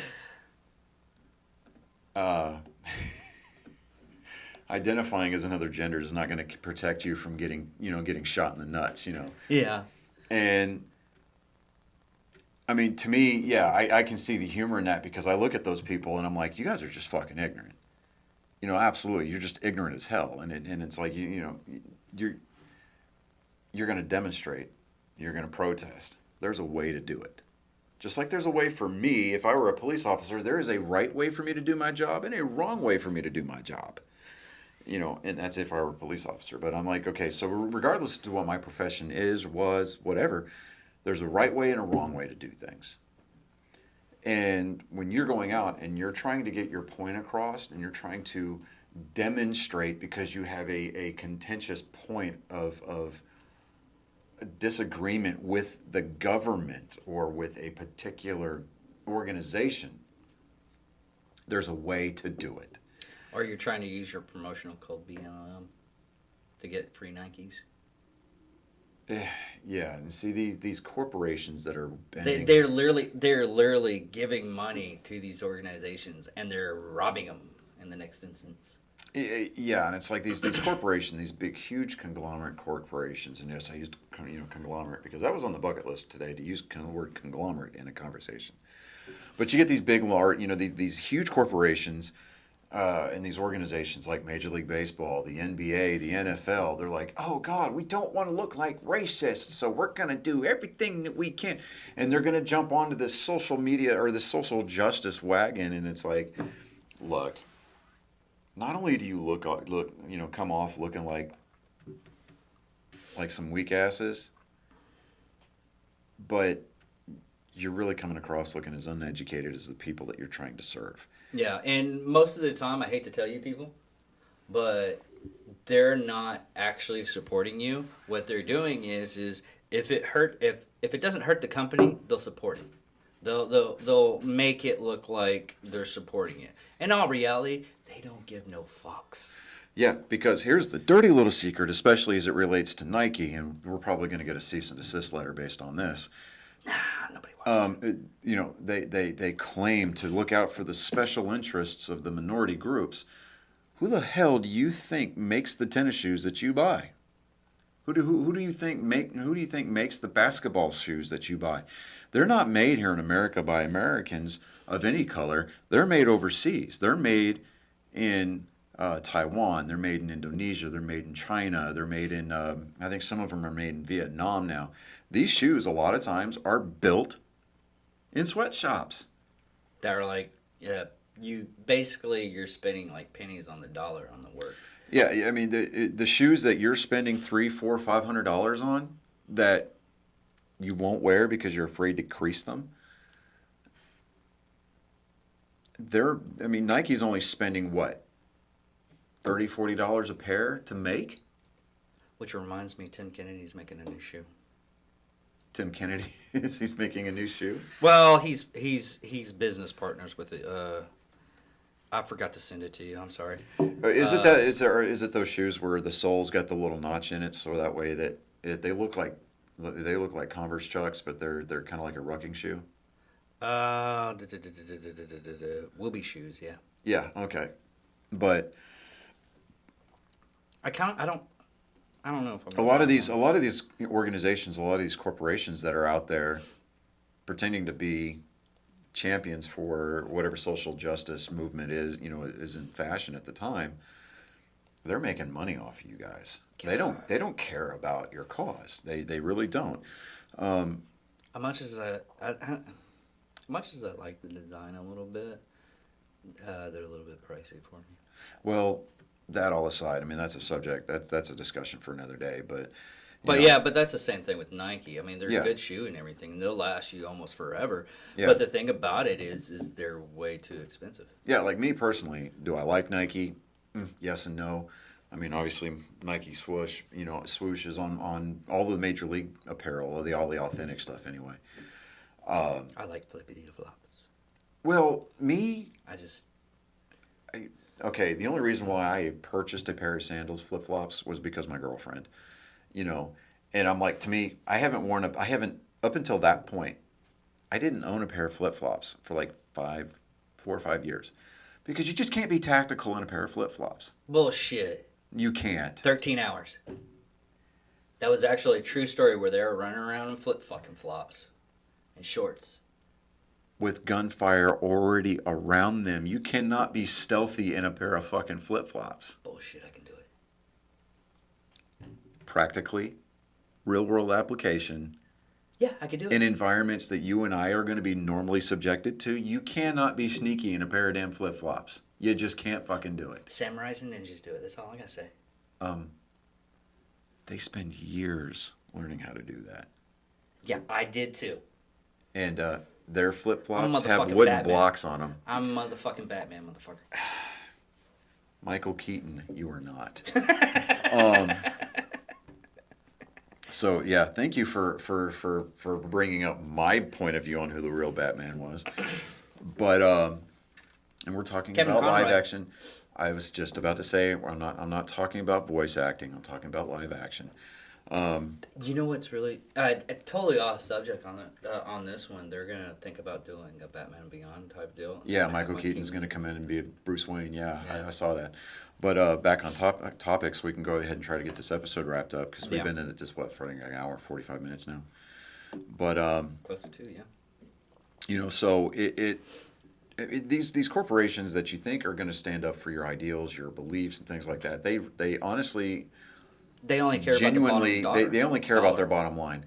Yeah. They know that you're going to loot their Foot. The Foot Locker. I mean, Foot Locker is going to get raided. They're going to get looted, and They have insurance. they have insurance. So, idealistically, does it suck? Are they going to have to spend the money to restock that store? Yes. Does Nike care that you're stealing their products? No, because the outlets that are selling their product have already paid for it. That's why I don't believe in the whole boycott thing. Like, oh, we should boycott Nike. Yes, I can choose to not buy Nike products, but again, They're on everything. they're on everything. It's like boycotting McDonald's. Yeah, I mean, like- I boycott McDonald's, but it's not because any kind of thing that they. I don't frequent McDonald's as much as say like the next person. That's just because. I just don't like their food. Well, okay, so like the McDonald's fries with a Coke, dude, that's a good sauce right there. But No, you go to like Carl's Jr. I love their fries. They're a anyways, little bit better. Yeah, we'll fight it after this. we have you're gonna lose. I'm just gonna put that out there. But I mean these organizations they don't care. No, they don't. And when you get people like Major League Baseball or the NBA or the NFL, they sit there and they go, well, we need to end racial, we do encourage racial equality. Yeah, but we don't need you ramming it down our throat. It's so point where if they get so high on that horse and everything, or they're making so much progress, you're not even on a radar. No, they don't care. So I mean, you get all these people like, I'm never going to watch the NFL again. Bullshit. Yeah. That's just horseshit. You got these people like, okay, so when the NBA or the Major League Baseball had their work stoppage in '94 because of the players' strike, and we didn't have a World Series that year, People are like, well, I'm never watching baseball again. Yeah, you're going to. You're going to watch it because you've devoted X amount of hours of your life to this product, to this game, to this sport that you have, like myself, you have deity baseball. I mean, it's to me, it's a religion. When I go to a ballpark, it's a church. You know, like, dude, I'm excited as shit because, like, on May 2nd, down at the new ballpark down in Arlington, Globe Life Field, dude, I had to save. I saved for like months, 6 months, because I knew the Red Sox were going to be here, right? For like the first time in 4 years, dude, I'm going to get to take my boys to a live baseball game, and I get to go watch my Red Sox play. Dude, I'm excited about that. And I get, you know, and I'm taking my dad, taking my two sons, and I get to spend time at the ballpark. I get to spend time watching my Red Sox play. I don't care about the ownership's, political stance. I don't, and I know that Massachusetts is a liberal bastion. I know that. I know that they're ignorantly, liberal. Fine, whatever. Just don't fuck with the product that you put on the field. Yeah.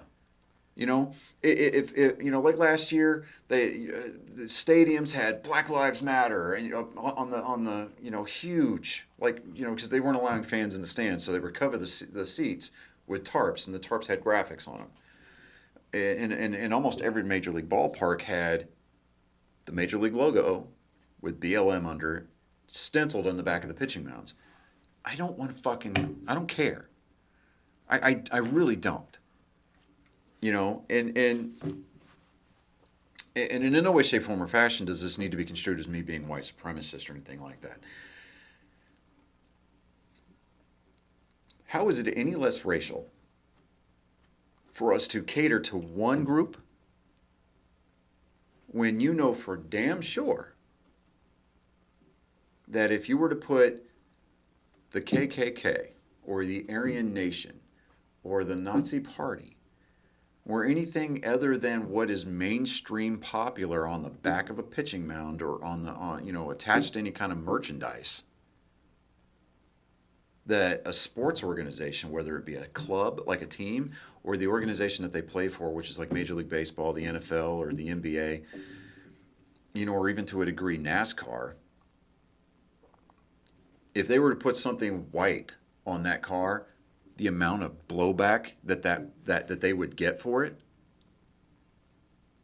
people would lose their jobs.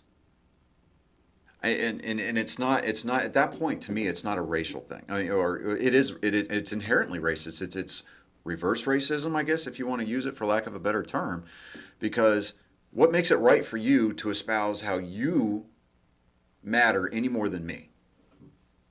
Yeah, it's to the point where just because you think that you've got some kind of semantic racism. Yeah, the systematic racism. You're institutionalizing one form of racism over another. How about we just drop all the bullshit? How about we just drop all of it, and instead of looking at each other as like, you're white, I'm black, you're Hispanic, you're Asian, like, you know what? You're an American. You're Mexican, and I'm not talking about Mexican in the sense of ethnicity, because let's be honest, Mexican is not a race. That's a nationality. That's like when people talk about how you've got this anti-Muslim or Islamophobia, and it's like, that's racist. It's racist to be Islamophobic, and it's like, no, I'm not racist, because we have white Muslims, we have black Muslims, we've got Middle Eastern Muslims, we've got European Muslims. That's not racism. I mean, that's, we're talking about a faith. We're talking about a religion. So to say that you're you don't like Mexicans, that's racist. No, that's not even close. I mean, I understand what you're trying to say, but you're going about it the wrong way. You're making yourself look stupid. What are you laughing about? I'll show you later. Okay, but we need to stop looking at each other Okay, let me back up. We need to start looking at each other as Everybody wants to talk about Martin Luther King. You know, we've got all these names, all these streets in all over America, in every city almost. Martin Luther King Boulevard, Martin Luther King Drive, you know, whatever. We celebrate the man's birthday. Totally for that.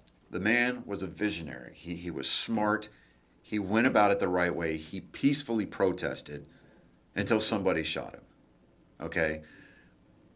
But did he endure systematic racism Oh, hell yeah. through the South? Yeah, absolutely.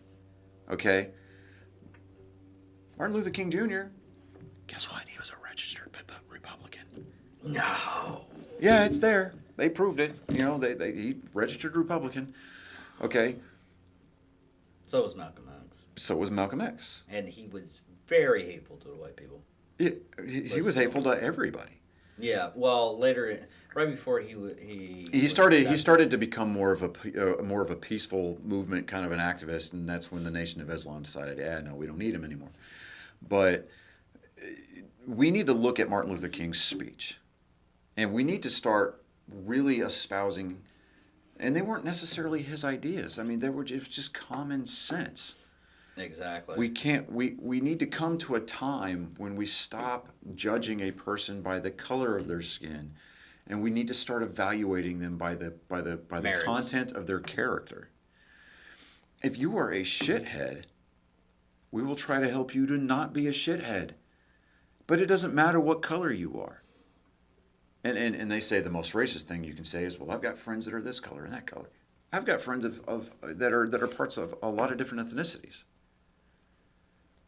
I got some does that friends mean that are just basically mutts? Yeah, I mean Heinz 57. I mean we're at this point. Everybody's got a little bit of everything in their family tree. I've got Hispanics. I've got black. I've got Native American. You know, a lot of European influence in my family. I mean, all over there. I mean, there are people from my family all over the world. Yeah. Now, do I agree with them all? No. But does that make me racist? No, because I don't look at them and say, well, you're black. I don't agree with you. No, screw that. My cousins. I've got cousins that are black. They're actually mixed. They're half black. I mean, because their dad was black and their mom is white. And and I've got cousins who mom is white, dad's Hispanic. I don't care. If you're just being a dickhead, you're being a dickhead. It just got nothing to do with the color of your skin. That's me disagreeing with your character.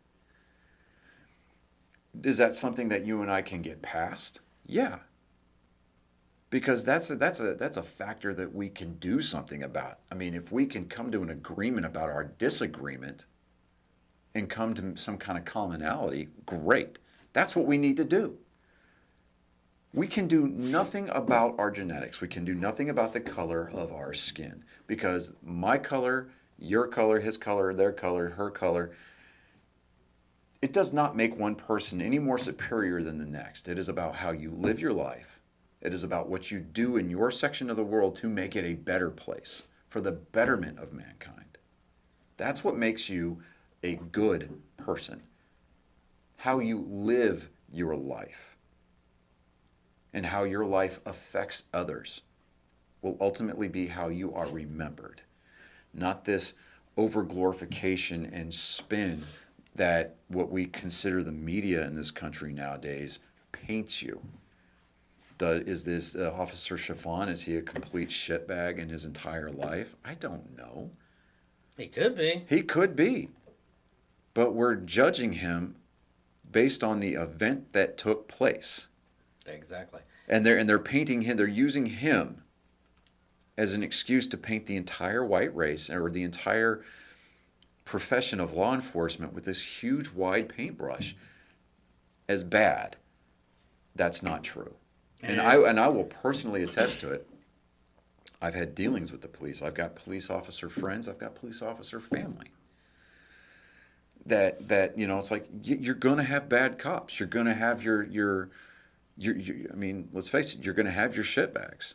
Yeah, and it gets to the point to where every time I've gotten pulled over here recently, They let me off with a warning. Mm-hmm. Now I have a buddy of mine that every time he gets pulled over and everything, he has a gun to his face. I mean, I treat the cop like he's a cop, and I was like, yes, sir, no, sir, yes. Oh, I was doing this. I'm sorry about that. That speed limit came up. He's white, I'm white. Yeah. Same, everything's similarity, Mm-hmm. but he's just a little bit overweight, and I'm not, and he likes to talk shit a lot, and he's Yeah. but I don't know if this is totally true because he's just saying these things. But I know in my situations, I've never really had a problem with cops. Yeah. I mean, have I had a bad experience with police officers from time to time? Yeah. I've had a couple of bad experiences. But for the most part, I again I back the blue. I really do. I back our first responders. I back our firefighters, our paramedics. Those people go out every fucking day. And when they leave the house, they don't know for sure that they're going to be able to come home that night. Even if you live in the quote-unquote most safest community in the world. What was it? Murphy's Law of Combat is that professionals are predictable, but the world is full of amateurs. So you're going to get somebody who's going to go in and they're going to go off half-cocked because they're looking at you as the bad guy. And nine times out of 10, it's because they're doing something fucked up to begin with. Hence the reason why you got pulled over. Yeah. Now, am I saying that every instance of somebody getting pulled over is justified? No, because I think, again, you're going to have your bad apples everywhere you go. It's unfortunate that those bad apples are put under a spotlight, under a magnifying glass, and then put on TV and blasted all over the internet so that we look at them as a microcosm of what every police officer looks like. And to me, that's not fair. And it's it's just like we read these stories of these Medal of Honor recipients and these guys who get these silver stars for gallantry and things like that. And we're like, well, everybody in the military is like that. And then you and I both know that's not the case. Oh, God, there's some really bad douchebags. You got some douche nozzles in the military. I mean, trust me, believe me, you. So, but all that aside, I mean, bottom line here, and I think it's kind of like our parting shot here, it's that we need to stop looking at each other through the prism of the worst. Now, am I saying that that we'll see a sudden decline and disappearance of any casualties? Absolutely not. That's not what I'm saying at all. Because again, we got that invariable or that intangible variant that intangible variable. There we go, of the bad apple. Somebody on either side of You it always or have the both black sides. sheep. Yeah, you're gonna have that. You're gonna have those instances where one or both sides is gonna do something stupid. The person may have. That police officer may be doing everything procedurally correct, not aggressive stance, but they're protecting themselves. They got the body cams and they got all this other crap. But the person that they're approaching, no, the person that they're approaching may look at him as like, you're a cop, you're a piece of shit. I'm going to run, and there's nothing you can do about it. Or I'm going to fight you, and I'm not going to expect to get shot, because if you do, then you're going to lose your job. No, it's even worse than that, dude. This actually happened when I was working corrections.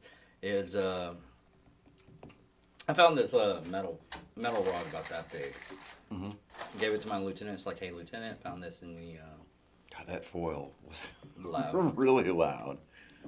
I was like, LT, here you go. Found this while doing a security search. He's like, okay, we're gonna have some fun with this. So we got one of the inmates, and we started searching him and everything. We let it drop like it was dropping out of off of his body and everything like that. Mm-hmm. And then it was like, look what we found. That motherfucker ran. Yeah. We were in prison. He's not going anywhere. Yeah. Where? And he ran. I mean, you just have people that just, as soon as they, it's that firefly. As soon as he sees something that's wrong and everything like that, boom, he has to run. Yeah, he's going to take off. He's going to run really fast. So, I mean, you're going to get those people that they're going to react poorly, and that's going to go on both sides of the equation.